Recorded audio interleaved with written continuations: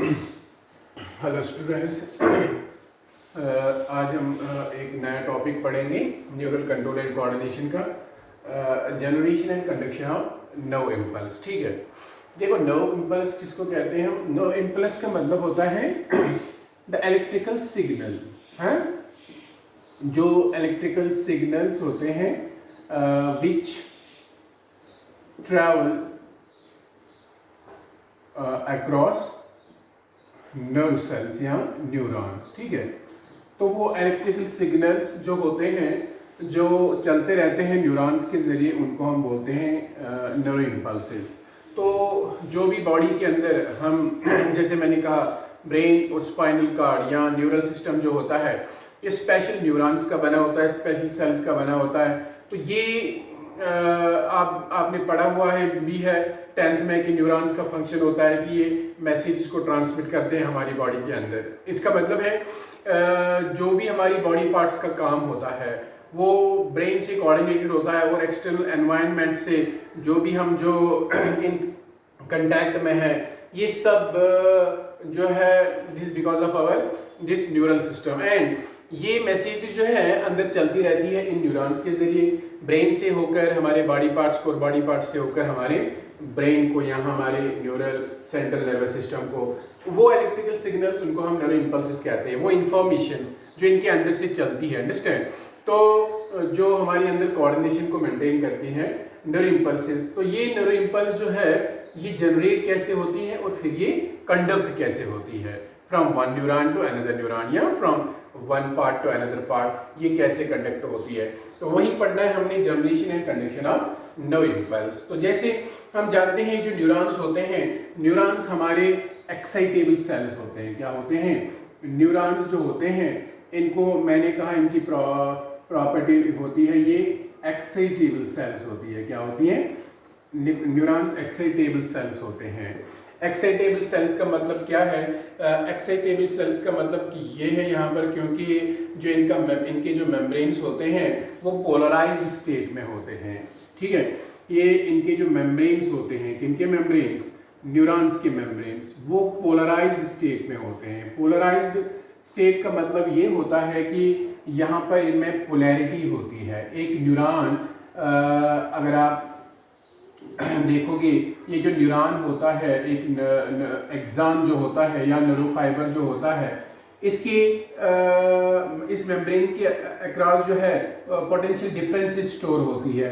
यहाँ पर क्या होता है? यहाँ पर चार्जेस होते हैं, चार्ज आयंस होते हैं। ठीक है, इस तरह ये इस मेम्ब्रेन को जो है पोलराइज्ड बनाते हैं। नेगेटिव एंड पॉजिटिव चार्जेस जो होती है ये इसको क्या बनाती हैं? पोलराइज्ड बनाती है। ठीक है, तो इस तरह ये जो मेम्ब्रेन्स होते हैं, ये जो न्यूरॉन्स के मेम्ब्रेन्स होते हैं ये पोलराइज्ड स्टेट में होते हैं। ठीक है, तो यहाँ पर डिफरेंट टाइप्स के आयन चैनल्स होते हैं इन न्यूरल मेम्ब्रेन में। ठीक है, ये जो न्यूरल मेम्ब्रेन होता है जैसे मैंने कहा न्यूरल मेम्ब्रेन जो होते हैं इसमें डिफरेंट आयन चैनल्स होते हैं। हाँ, आयन चैनल्स होते हैं जो आयंस को एक्सचेंज करते रहते हैं। ठीक है, नेगेटिव एंड पॉजिटिव चार्जेस को जो है आयंस को जो है वो एक्सचेंज करते रहते हैं। तो ये आयन चैनल्स जो होते हैं ये सिलेक्टिवली परमिएबल होते हैं टू डिफरेंट आयंस। अंडरस्टैंड? तो आयन चैनल्स जो होते हैं वो सिलेक्टिवली परमिएबल होते हैं, ये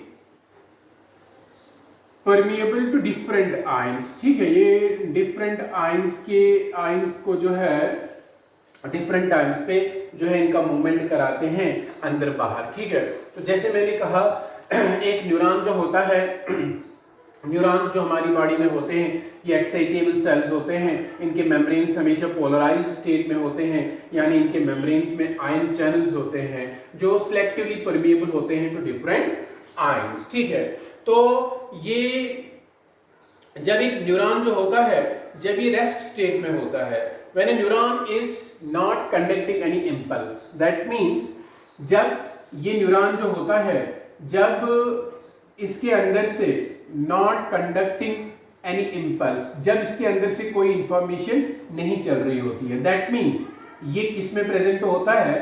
रेस्टिंग पोटेंशियल में होता है। that means the electrical potential difference that is stored across these membranes at the time when the neuron is not conducting any impulse, that's called resting potential. उसको हम resting potential कहते हैं। तो जब एक न्यूरॉन रेस्टिंग पोटेंशियल में होता है, यानी जब उसमें कोई न्यूरो इंपल्स जो है वो नहीं चल रही होती है, उस टाइम न्यूरॉन की कंडीशन कैसी होती है, ठीक है। तो यानी जब ये रेस्टिंग में होता है, जो इसका मेम्ब्रेन होता है वो मोर परमेएबल टू पोटेशियम होता है, ठीक है। During resting potential, during resting state ये जो न्यूरोनल मेम्ब्रेन होता है, यानी जो एक्सोनिमा होता है, असल में एक्सान होते हैं न्यूरोफाइबर जो होते हैं, ठीक है। तो ये जो एक्सोनिमा यहाँ पर होता है, ये क्या होता है, ये एक्सोनल मेम्ब्रेन जो होता है, एक्सोनिमा जो होता है, ये पोटेशियम के लिए परमेएबल होता है और सोडियम के लिए इम्परमेएबल होता है, ठीक है। Now this axolemma is permeable to potassium K positive ions and it is impermeable, almost impermeable to sodium positive ions, and at the same time it is also impermeable to negative charged proteins, ठीक है। अब यहाँ पर आपने ये understand करना है कि मैंने कहा ये जो मेम्ब्रेन होता है एक्सोनिमा, एक्सॉन का जो मेम्ब्रेन होता है, ये जब एक न्यूरॉन रेस्टिंग स्टेट में होता है, जब वो कंडक्ट नहीं कर रहा होता है, कोई भी उसमें मैसेज नहीं चल रहा होता है, इंपल्स नहीं चल रहा होता है, तो तब वो क्या होता है, तब उस टाइम उसका मेम्ब्रेन जो होता है वो परमिएबल होता है पोटेशियम को, और वो इम्परमिएबल होता है सोडियम को, और वो नेगेटिवली चार्ज्ड प्रोटीन्स के लिए भी इम्परमिएबल होता है। इसका मतलब यहाँ पर साफ ये है कि ये जो इसमें ये जो मेम्ब्रेन होता है, ये एक्सोप्लाज्म जो इसका होता है, इसके अंदर यानी एक्सान के अंदर जो एक्सोप्लाज्म होता है, यहाँ पर इसका जो साइटोप्लाज्म होता है, इसको हम एक्सोप्लाज्म कहते हैं। तो इसका मतलब ये जो एक्सोप्लाज्म यहाँ पर होता है, ये एक्सोप्लाज्म इनसाइड द एक्सान, इसके अंदर हाई कंसेंट्रेशन होगी पोटेशियम की और नेगेटिवली चार्ज प्रोटीन्स की, और लो कंसेंट्रेशन होगी सोडियम की, ठीक है। अब देखो क्या होता है, इसका मतलब जब ये रेस्ट में है तो इसके अंदर जो है पोटेशियम के पॉजिटिव आयंस की हाई कंसेंट्रेशन होगी,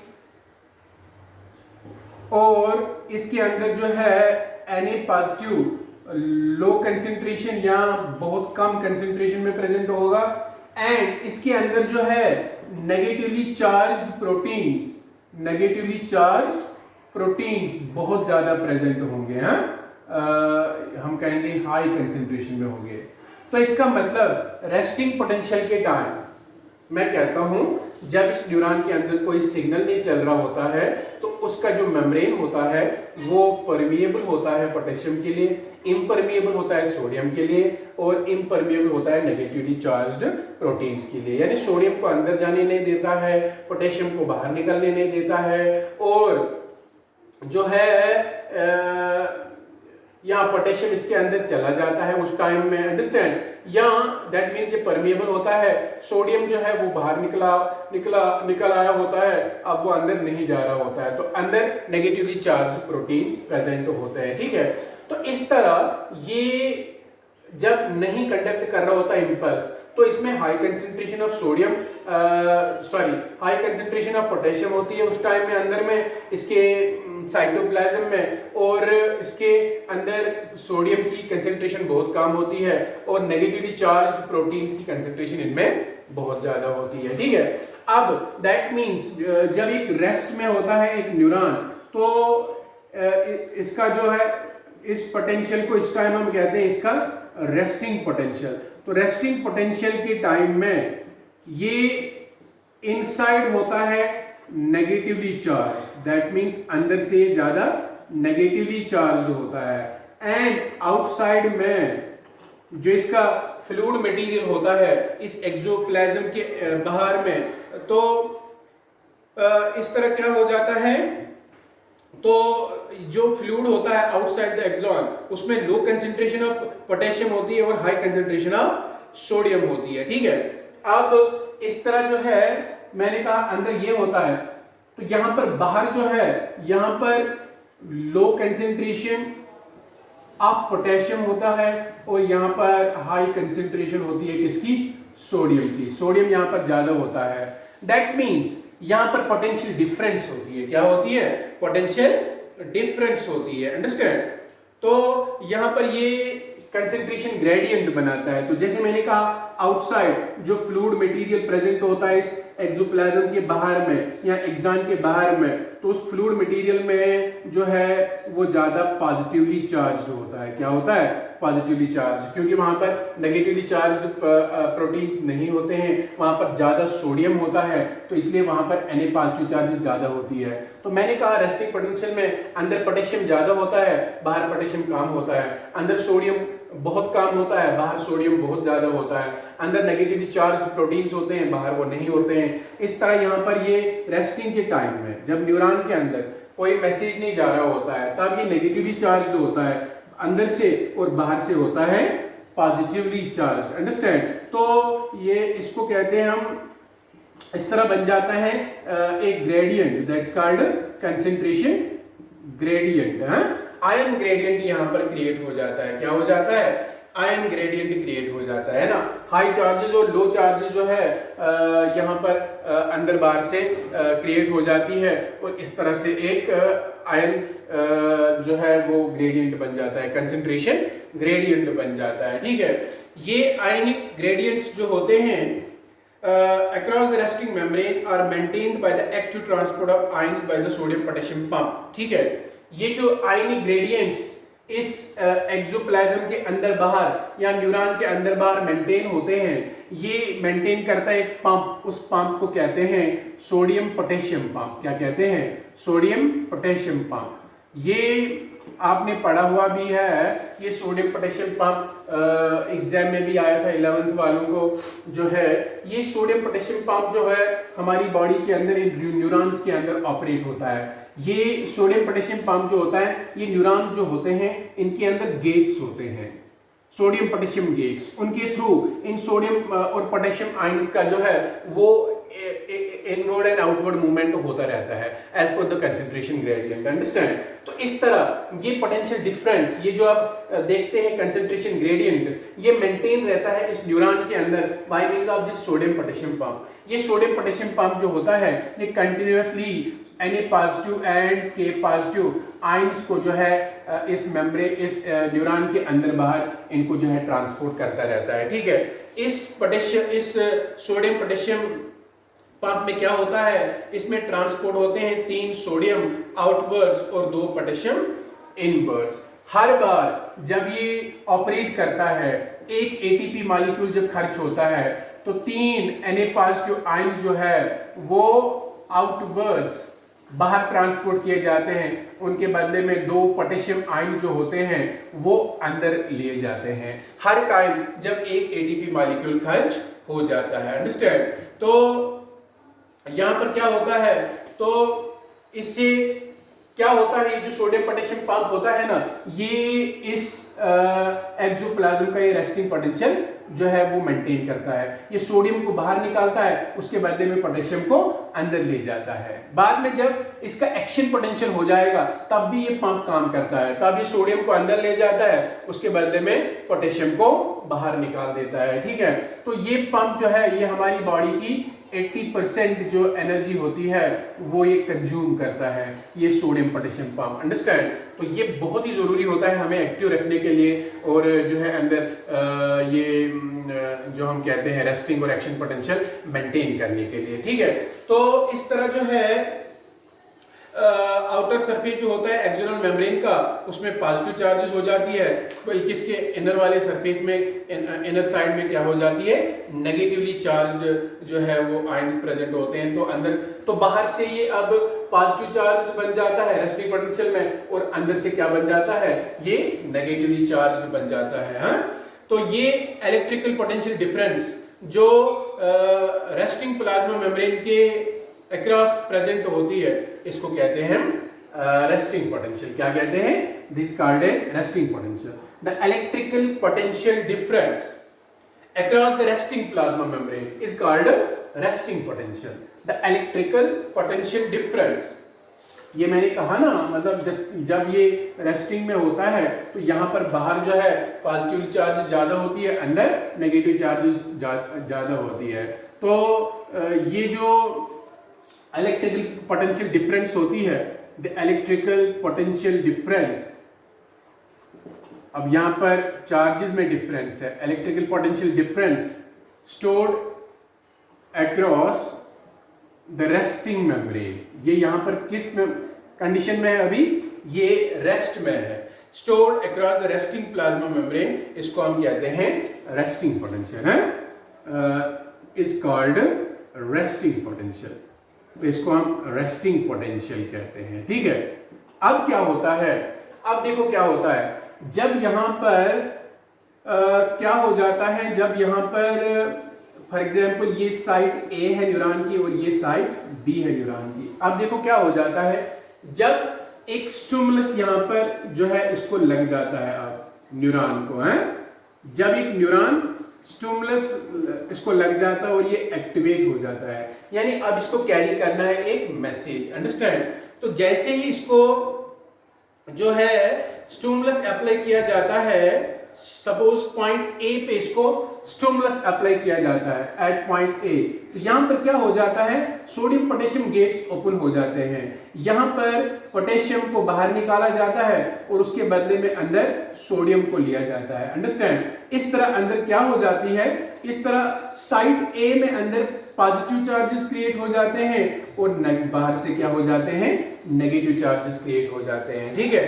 तो इस तरह अंदर बन जाता है पॉजिटिवली चार्ज और बाहर बन जाता है नेगेटिवली चार्ज। लेकिन बी वाले साइड में बाहर पॉजिटिव चार्जेस अभी होंगे और अंदर नेगेटिव चार्जेस होंगे। तो ये है जब यहाँ पर स्टिमुलस इसको लग जाता है। तो जब स्टिमुलस न्यूरॉन को लग जाता है यानी एक्टिवेट हो जाता है, तो at the site A for example, जब जहां पर इसको स्टिमुलस लगा तो इसका इनसाइड जो होता है वो बन जाता है अब पॉजिटिवली चार्ज, क्या बन जाता है, पॉजिटिवली चार्ज, और आउटसाइड बन जाता है नेगेटिवली चार्ज, वो हो जाता है मोर नेगेटिवली चार्ज, क्योंकि यहां पर सोडियम जाता है अब इनवर्ड्स, अंदर सोडियम पोटेशियम गेट्स ओपन होते हैं एंड पोटेशियम आउटवर्ड्स चला जाता है, अंडरस्टैंड, ठीक है। तो पोटेंशियल डिफरेंस को रिवर्स किया जाता है, यहां पर है चार्जेस को रिवर्स किया जाता है। तो इससे क्या हो जाता है, अब साइड ए में ये जो मेम्ब्रेन होता है ये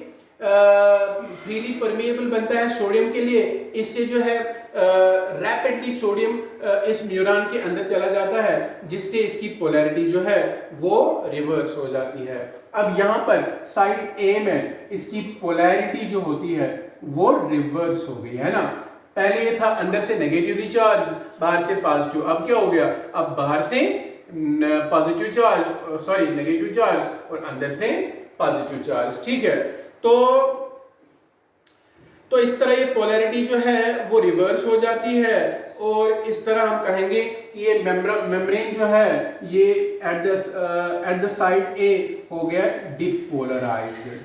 क्या हो गया, डिपोलराइज्ड। तो पहले मैंने कहा इट वाज पोलराइज्ड, अब ये हो गया डिपोलराइज्ड। रेस्टिंग स्टेट में ये अंदर से नेगेटिव होता है बाहर से पॉजिटिव, अब एक्शन करना है इसको तो अंदर से बन गया ये पॉजिटिव और बाहर से नेगेटिव। तो इस तरह ये पोलराइज्ड स्टेट जो था इसका वो रिवर्स हो गया और इस तरह ये बन गया डिपोलराइज्ड। इसको बोलते हैं डिपोलराइजेशन। क्या बोलते हैं, डिपोलराइजेशन। अब ये इलेक्ट्रिकल पोटेंशियल डिफरेंस जो across the plasma membrane present होती है यहाँ पर एट साइड ए, इसको कहते हैं एक्शन पोटेंशियल। क्या कहते हैं, action potential. So this the electrical potential difference stored across the PM means plasma membrane of the depolarized membrane है ना।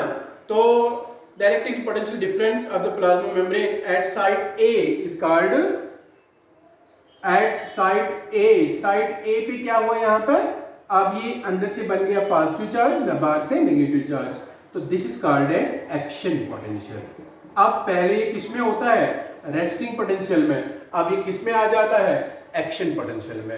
अब यहाँ पर क्या हो जाता है, एक्शन पोटेंशियल जब जनरेट हो गया तो इस एक्शन पोटेंशियल को इन अदर वर्ड्स आप कह सकते हैं this is neuro impulse, this is generation of neuro impulse. ये यहाँ पर एक्शन पोटेंशियल क्रिएट हो गया, दैट मीन्स ये जो न्यूरॉन है ये यहाँ जो है ज्यादा पॉजिटिव चार्ज हो गया अंदर से और बाहर से हो गया negative charge at point A, but at side B अंदर से अभी भी ये नेगेटिव चार्ज है और बाहर से जो है ये पॉजिटिवली चार्ज है, ठीक है ना। अब यहाँ पर इस वक्त एक्शन पोटेंशियल जनरेट हो गया, क्या हो गया, एक्शन पोटेंशियल। अभी यहाँ पर बी साइड में अभी भी रेस्टिंग पोटेंशियल ही है, क्या है, रेस्टिंग पोटेंशियल बी है।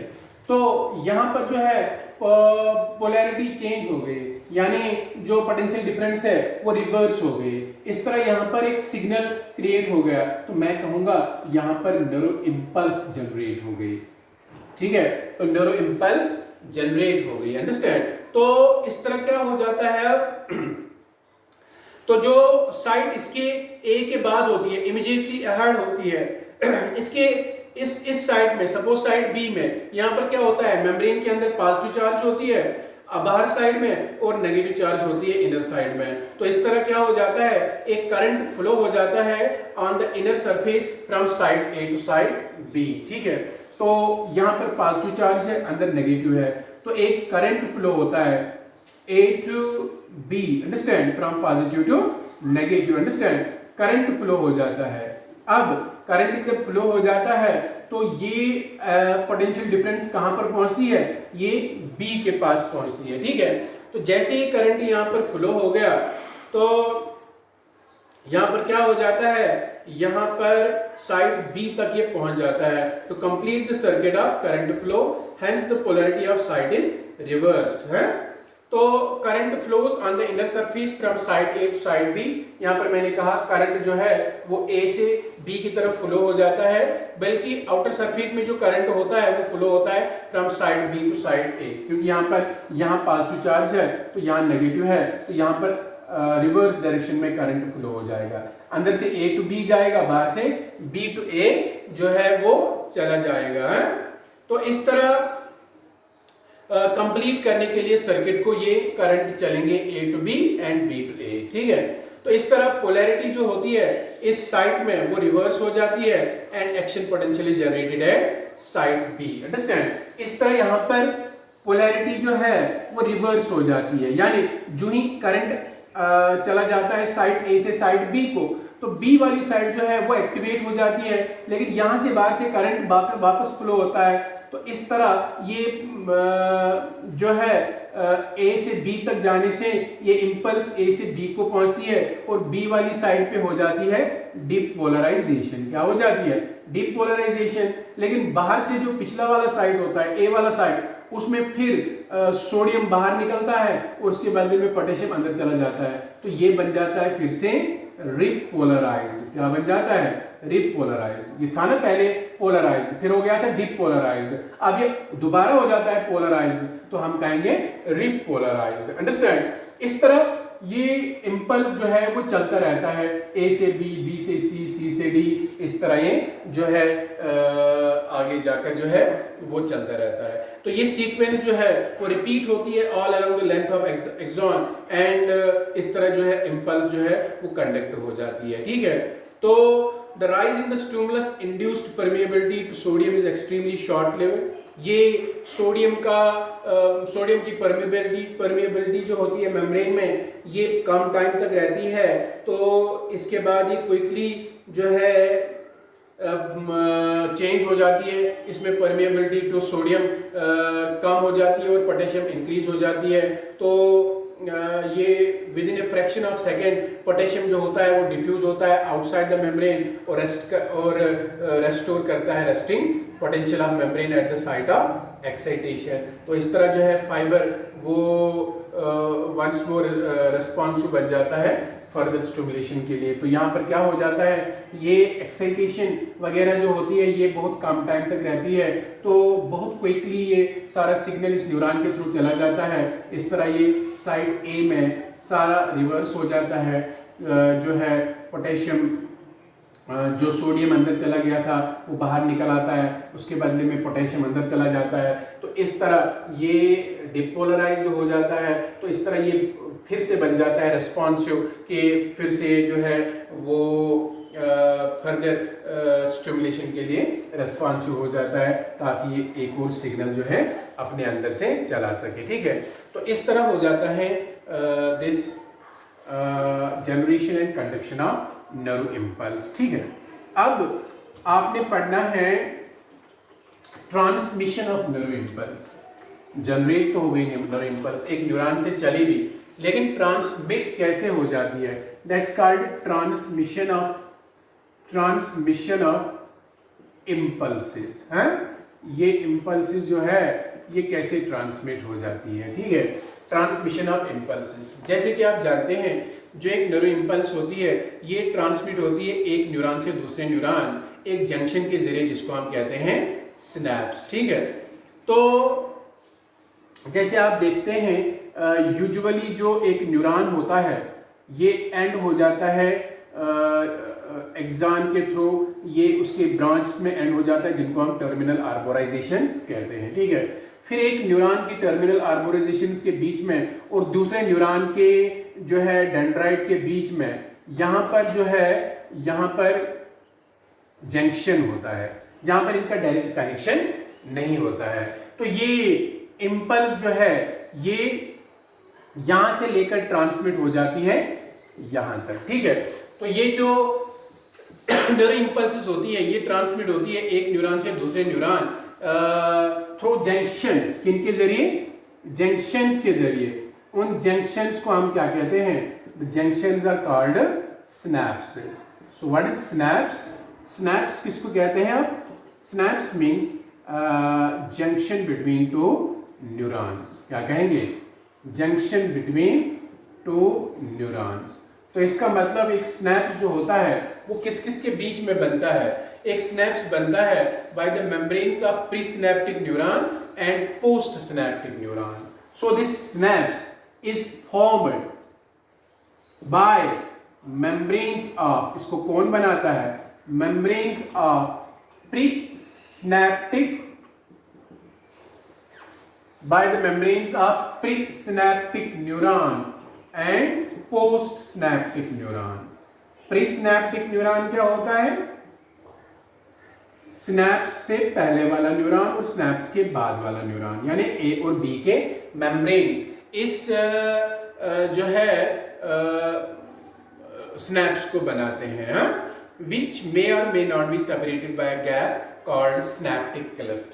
यहां पर बीच में जो गैप होती है इसको कहते हैं सिनैप्टिक क्लिफ्ट। लेकिन this synapse can have this synaptic Clift और नॉट, नहीं भी हो सकती है। ठीक है, यूजुअली जो हमारी बॉडी के अंदर सिनैप्सेस होते हैं वो दो टाइप्स के होते हैं, इलेक्ट्रिकल सिनैप्सेस एंड केमिकल सिनैप्सेस। तो मैंने कहा ये जो इम्पल्स होता है ये ट्रांसमिट होता है एक न्यूरॉन से दूसरे न्यूरॉन में by means of this synapse. ठीक है, सिनैप्स होता है यहाँ पर। अब सिनैप्स क्या है? ये एक जंक्शन होता है दो न्यूरॉन्स के बीच में। ठीक है, ये बनता है प्रीसिनेप्टिक और पोस्ट सिनेप्टिक न्यूरॉन्स के मेम्ब्रेन्स के बीच में।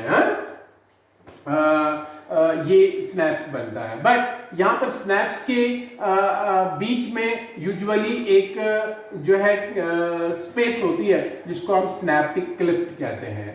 तो यहाँ पर सिनैप्टिक क्लिफ्ट हो भी सकता है और नहीं भी हो सकता है। इसको कहते हैं यूजुअली प्रीसिनेप्टिक नॉब। क्या कहते हैं? Presynaptic knob. इसको कहते हैं पोस्ट सिनैप्टिक डिप्रेशन। ये दूसरे न्यूरॉन के डेंड्राइट में प्रेजेंट होता है। तो इनका एक जंक्शन जो होता है यहाँ पर बना हुआ इसको सिनैप्स कहते हैं, और यूजुअली इसके बीच में सिनैप्टिक क्लिफ्ट होता है। हो भी सकता है और नहीं भी हो सकता है। So on the basis of presence और absence of synaptic cleft there are two types of synapses. असल में सिनैप्सेस जो है हमारी बॉडी में दो किस्म की होती है। एक होती है इलेक्ट्रिकल सिनैप्सेस। क्या होती है? इलेक्ट्रिकल सिनैप्सेस। तो दूसरे होते हैं केमिकल सिनैप्सेस। ठीक है, इलेक्ट्रिकल सिनैप्सेस में जो मैंने बोला सिनेप्टिक क्लिप्ट है, वो सिनेप्टिक क्लिप्ट यहां पर क्या होता है, सिनेप्टिक क्लिप्ट एब्सेंट होता है। क्या होता है? The synaptic cleft is absent in electrical synapses है। तो यहां पर मेम्ब्रेन्स जो होते हैं pre and post synaptic neurons के, वो क्लोज प्रॉक्सिमिटी में होते हैं। तो यहां पर डायरेक्टली इलेक्ट्रिक करंट फ्लो होता है एक न्यूरॉन से दूसरे न्यूरॉन को थ्रू सिनेप्स है।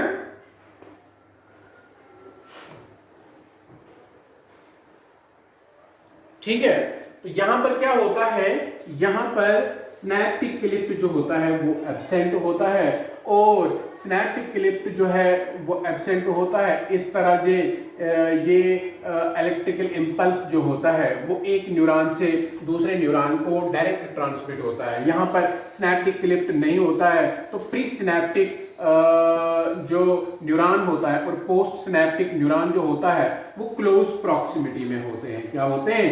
क्लोज प्रॉक्सिमिटी में होते हैं, यानी ऑलमोस्ट कंटैक्टेड होते हैं। अंडरस्टैंड? तो क्लोज प्रॉक्सिमिटी में होते हैं, और यहां पर क्या हो जाता है, यहां पर इलेक्ट्रिकल करंट जो होता है वो डायरेक्टली फ्लो होता है from one neuron to another neuron. तो यहां पर इलेक्ट्रिकल करंट जो होता है, यहाँ पर इलेक्ट्रिक इंपल्स जो होती है वो इलेक्ट्रिकल करंट फ्लो होता है डायरेक्टली। ठीक है, from one neuron to another, एक न्यूरॉन से दूसरे न्यूरॉन को इलेक्ट्रिकल सिग्नल जो होता है वो डायरेक्टली कनेक्टेड होता है। यहाँ पर न्यूरोट्रांसमीटर्स इन्वॉल्व नहीं होते हैं। मैं कहूँगा नो न्यूरोट्रांसमीटर्स आर इन्वॉल्व, इसमें न्यूरोट्रांसमीटर्स की इन्वॉल्वमेंट नहीं होती है। ठीक है, अब इलेक्ट्रिकल इंपल्स जो होते हैं वो इनमें फास्ट सिग्नलिंग होती है। क्या होती है? इलेक्ट्रिकल इंपल्सेस बहुत ही फास्ट होती है, और ये रेयरली हमारी बॉडी में प्रेजेंट होते हैं। इलेक्ट्रिकल इंपल्सेस ज्यादा नहीं होती है। तो मैं कहता था इलेक्ट्रिकल इंपल्सेस जो होती है इनमें सिनेप्टिक क्लिप्ट नहीं होता है। इलेक्ट्रिकल सिग्नल जो होता है एक न्यूरॉन से दूसरे न्यूरॉन को डायरेक्टली चला जाता है, और यहाँ पर ये स्नैप्स के पास में दोनों के दोनों न्यूरॉन्स क्लोज प्रॉक्सिमिटी में होते हैं। यहाँ पर सिग्नल जो है जल्दी से ट्रांसफर हो जाते हैं, it's very fast means of signalling. And यहाँ पर क्या हो जाता है, यहाँ पर जो है ये इलेक्ट्रिकल इंपल्सेस हमारी बॉडी में रेयर होते हैं। दूसरा होता है केमिकल इंपल्सेस। क्या होते हैं? Chemical impulses. जितने भी इंपल्सेस हमारी बॉडी में है वो ऑलमोस्ट केमिकल इंपल्सेस है। तो केमिकल स्नैप्सिस, इंपल्सेस नॉट, केमिकल स्नैप्सिस है। अंडरस्टैंड? तो केमिकल स्नैप्सिस जो होते हैं, जो मेम्ब्रेन होता है pre and post synaptic neurons का, वो सेपरेटेड होते हैं फ्लूइड फिल्ड स्पेस से, जिसको कहते हैं सिनेप्टिक क्लिप्ट। तो केमिकल स्नैप्सिस में प्रेजेंट होता है, क्या प्रेजेंट होता है? सिनेप्टिक क्लिप्ट प्रेजेंट होता है। क्या होता है? सिनेप्टिक क्लिप्ट, यानी प्री सिनेप्टिक न्यूरॉन, जिसको मैंने कहा प्री सिनेप्टिक नॉब, और दूसरे न्यूरॉन के डेंड्राइड में डिप्रेशन के बीच में यहां पर एक फ्लूइड फिल्ड कैविटी होती है। क्या होती है? फ्लूइड फिल्ड कैविटी होती है। इस फ्लूइड फिल्ड कैविटी को सिनेप्टिक क्लिप्ट कहते हैं। क्या कहते हैं? सिनेप्टिक क्लिप्ट कहते हैं। अब यहां पर क्या हो जाता है, इस सिनेप्टिक क्लिप्ट में ये फ्लूइड फिल्ड कैविटी होती है, तो इस तरह इसको केमिकल स्नैप्स कहते हैं। अब केमिकल स्नैप्स में क्या होता है, तो यहाँ पर जो है यहाँ पर प्री सिनेप्टिक न्यूरॉन ट्रांसमिट करता है इंपल्स को across the synaptic cleft to post synaptic neuron है। तो यहाँ पर जब इलेक्ट्रिकल इंपल्स यहाँ तक पहुंचता है, एक न्यूरॉन के एंड तक, प्री सिनेप्टिक नॉब तक, यहां से एक कंडक्ट होता है दूसरे न्यूरॉन को इस सिनेप्टिक क्लिप्ट के जरिए से। अब यहां पर क्या हो जाता है, जो ही सिनेप्टिक नॉब तक इलेक्ट्रिकल इंपल्स पहुंचता है, वहां पर जब इलेक्ट्रिकल इंपल्स वहां पर वेसिकल्स होती है, जो मैंने कल आपको बोला था, इन वेसिकल्स के बीच अंदर केमिकल स्टोर होते हैं। तो जैसे ही यहाँ पर सिग्नल पहुंचता है, ये वेसिकल्स एक्टिवेट होती है, मेम्ब्रेन के साथ आती है, और यहाँ पर ये इन केमिकल्स को जो है बर्स्ट होकर इन केमिकल्स को इस सिनेप्टिक क्लिप्ट के अंदर जो है वो रिलीज करते हैं। ठीक है, जब इन्होंने रिलीज किया, इन केमिकल्स को बोलते हैं न्यूरो ट्रांसमीटर्स। क्या कहते हैं? Neuro transmitters. ऐसा ही न्यूरो ट्रांसमीटर एक है हमारी बॉडी में जिसको कहते हैं एसिटाइल कोलिन। ठीक है, अब न्यूरो ट्रांसमीटर्स यहाँ पर जो है वो इन्वॉल्व होते हैं ट्रांसमिट करने के लिए इम्पल्स इन सिनेप्सिस में। किन सिनेप्सिस में? केमिकल सिनेप्सिस में, इसीलिए इनको केमिकल सिनेप्सिस कहते हैं। तो जो एक्सैन टर्मिनल होता है उसमें वेसिकल्स होती है जिसके अंदर न्यूरोट्रांसमीटर्स होती है। जब एक्शन पोटेंशियल अराइव होता है एक्सोनिमल टर्मिनल के पास तो यहाँ पर स्टिमुलेट हो जाता है सिनेप्टिक वेसिकल्स का मूवमेंट मेम्ब्रेन की तरफ, जो फ्यूज हो जाती है मेम्ब्रेन के साथ और रिलीज करती है न्यूरोट्रांसमीटर्स सिनेप्टिक क्लिफ्ट में। इन रिलीज्ड न्यूरोट्रांसमीटर्स के ये जो अब यहाँ पर ट्रांसमीटर्स होते हैं, न्यूरोट्रांसमीटर जब ये रिलीज होते हैं तो ये जब पहुंचते हैं इस डेंड्राइट के मेम्ब्रेन के पास, इस डेंड्राइट के मेम्ब्रेन में जो है इसके डिप्रेशन में रिसेप्टर्स प्रेजेंट होते हैं। क्या होते हैं? जो इन न्यूरोट्रांसमीटर्स को क्या करते हैं? वो रिसीव करते हैं। तो ये रिसेप्टर्स जो होते हैं तो ये इनके साथ बाइंड हो जाते हैं जिससे आयन चैनल्स जो होते हैं वो ओपन हो जाते हैं दूसरे न्यूरॉन में और इस तरह से जो है उसमें जनरेट होती है एक नई पोटेंशियल और वो बन जाती है इलेक्ट्रिकल पोटेंशियल। इस तरह से जो है वो चलती है एक न्यूरॉन से फिर दूसरे न्यूरॉन में। तो मैंने कहा केमिकल सिनेप्सिस जो होते हैं हमारी बॉडी में, इन केमिकल सिनेप्सिस में सिनेप्टिक क्लिफ्ट जो होता है वो प्रेजेंट होता है। ठीक है, सिनेप्स के पॉइंट में यहाँ पर जो प्रीसिनेप्टिक न्यूरॉन और पोस्ट सिनेप्टिक न्यूरॉन होते हैं इन दोनों के बीच में एक सिनेप्टिक क्लिफ्ट प्रेजेंट होता है। तो जैसे ही एक इलेक्ट्रिकल सिग्नल यहाँ पर ये केमिकल सिनेप्सिस जो होती है वो उतनी क्विक नहीं होती है जितनी इलेक्ट्रिकल सिनेप्सिस होती है, क्योंकि यहाँ पर सिनेप्टिक क्लिफ्ट जो है फिर भी बहुत ज्यादा क्विक होते हैं। अंडरस्टैंड? देन यहाँ पर क्या होता है, इस प्रीसिनेप्टिक नॉब के अंदर वेसिकल्स प्रेजेंट होती है। वो जब सिग्नल इन तक पहुंचता है तो वो उनका मूवमेंट शुरू होता है मेम्ब्रेन की तरफ, मेम्ब्रेन के साथ फ्यूज होकर वो बर्स्ट हो जाती है और न्यूरोट्रांसमीटर्स को रिलीज करते हैं। यहाँ पर न्यूरोट्रांसमीटर्स रिलीज करके यहाँ पर पोस्ट सिनेप्टिक डिप्रेशन जो होता है दूसरे न्यूरॉन के डेंड्राइट में, तो क्योंकि एक सिनेप्स जो होता है वो एक न्यूरॉन के डेंड्राइट्स के बीच में और एक न्यूरॉन के एक्सॉन के टर्मिनल आर्बोरल रीजन्स के बीच में बनता है। तो यहाँ पर उसमें रिसेप्टर्स होते हैं, ये रिसेप्टर्स न्यूरोट्रांसमीटर्स को रिसीव करते हैं। इस तरह यहाँ पर एक्शन पोटेंशियल जनरेट होता है इस दूसरे न्यूरॉन में, तो इलेक्ट्रिकल जो है इंपल्स इसमें जनरेट होती है। तो इस तरह वो सिग्नल उसमें उस तक पहुंचता है और उसमें फिर अंदर वो चलता है। ठीक है, ये होता है कैसे ट्रांसमिट होती है इंपल्स एक न्यूरॉन से जो है वो दूसरे न्यूरॉन तक। अंडरस्टैंड? तो इसको कहते हैं हम, that's what we called as generation and conduction of nerve impulse and transmission of nerve impulse. ठीक है, इसके बाद आपने सीधे जो है टॉपिक, आपका दूसरा टॉपिक जो है वो रहेगा सेंट्रल न्यूरल सिस्टम। आपने स्ट्रक्चर पढ़ना है ब्रेन का और स्पाइनल कॉर्ड का। ठीक है, सेंट्रल न्यूरल सिस्टम है। सेंट्रल न्यूरल सिस्टम आप जानते हैं इसमें आता है ब्रेन एंड स्पाइनल कॉर्ड है, इसमें ब्रेन और स्पाइनल कॉर्ड आते हैं। ठीक है, तो ब्रेन जो होता है वो हमारी बॉडी का सेंट्रल इंफॉर्मेशन प्रोसेसिंग ऑर्गन होता है। ठीक है, तो ब्रेन जो है वो सेंट्रल इंफॉर्मेशन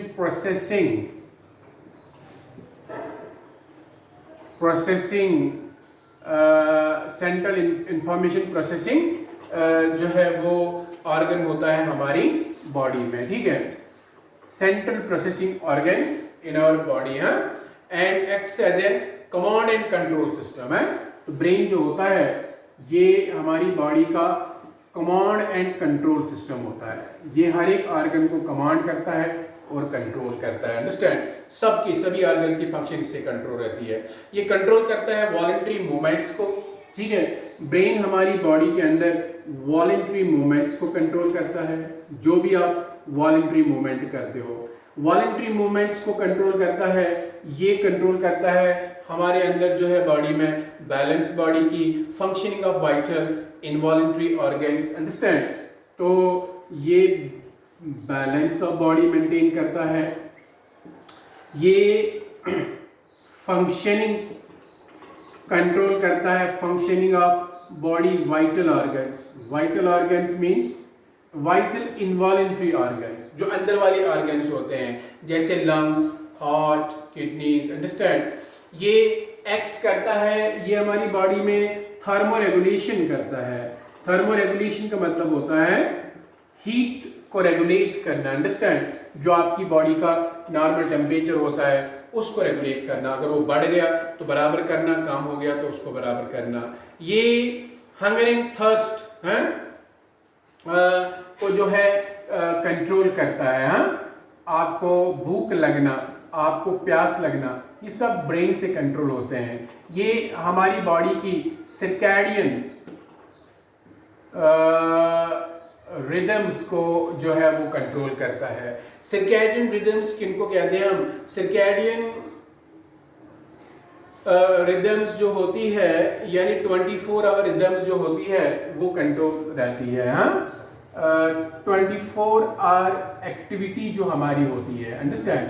लाइक हम सोते कब है, जागते कब है, एक्टिव और इनएक्टिव कब कब रहते हैं। That's what we called as circadian activity, circadian rhythms of our body. तो ये एक्टिवेट करता है, एक्टिविटीज को कंट्रोल करता है, activities of several endocrine glands and human behaviour. तो ब्रेन जो है ये सेवरल जो है हमारी एक्टिविटीज जो होती है, एक्टिविटीज ऑफ एंडोक्राइन ग्लैंड्स हैं, सेवरल एंडोक्राइन ग्लैंड एक्टिविटीज को क्या करता है, एक्टिविटीज को जो है वो कंट्रोल करता है। क्या करता है? कंट्रोल करता है। जितने भी एंडोक्राइन ग्लैंड्स के हार्मोन सेक्रीशंस होते हैं वो ब्रेन के सिग्नल से ही जो है वो काम करते हैं, अंडरस्टैंड। एंड इसके अलावा ये क्या करता है, it also maintains the human behaviour. ये कंट्रोल करता है ह्यूमन बिहेवियर को।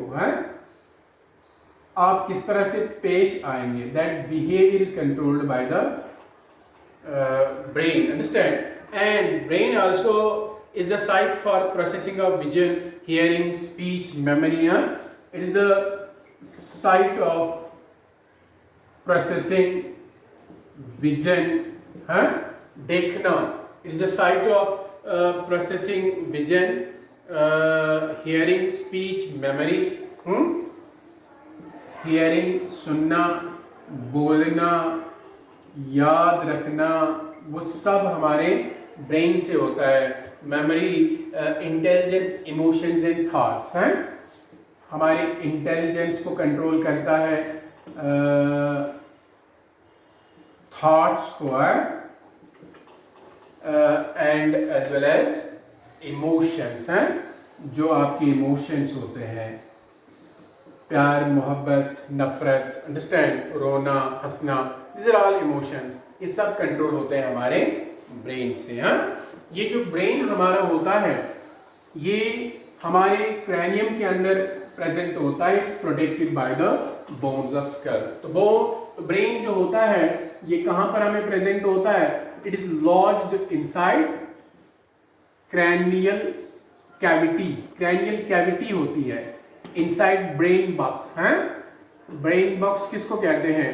ब्रेन बॉक्स कहते हैं क्रैनियम को। And it's protected by cranial bones. Cranial bones मैंने आपको पढ़ाई है ना, जो 8 हड्डियां होती है हमारी यहाँ पर, frontal, parietal, temporal and occipital. तो ये इसको प्रोटेक्ट करती है। तो ब्रेन जो होता है वो कवर्ड होता है 3 मेम्ब्रेन से।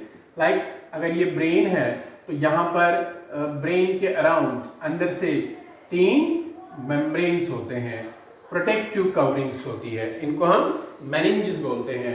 तो brain is protected, covered by cranial meninges. इसको जो है कवर करती है क्रैनियल मेनिंजेस। तो brain is covered by cranial meninges. Meninges क्या होते हैं? ये इसके अराउंड जो है मेम्ब्रेन्स होते हैं। सबसे बाहर वाला एक मेम्ब्रेन होता है जिसको कहते हैं ड्यूरा मैटर। उसके बाद अंदर वाला एक मेम्ब्रेन होता है उसको कहते हैं अरेक्नॉइड, और अंदर वाला होता है जो ब्रेन के साथ क्लोज कांटेक्ट में होता है उसको कहते हैं पाया मैटर। हाँ ठीक है, तो 3 मेम्ब्रेन्स होते हैं। कौन कौन? एक होता है बाहर वाला ड्यूरा मैटर, ये थिक होता है, और थिन दूसरा होता है बीच वाला थिन जो होता है अरेक्नॉइड, और अंदर वाली लेयर जो क्लोज कांटेक्ट में होती है उसको पाया मैटर कहते हैं। तो ब्रेन जो हमारा होता है ये 3 मेजर पार्ट्स में डिवाइडेड होता है, fore brain, mid and hind brain. Our brain is divided into 3 main parts हैं। 3 मेन पार्ट्स होते हैं हमारे ब्रेन के। एक होता है फोर ब्रेन, दूसरा होता है मिड ब्रेन एंड तीसरा होता है हाइंड ब्रेन। ठीक है, fore brain is also called प्रोसेनसेफेलॉन।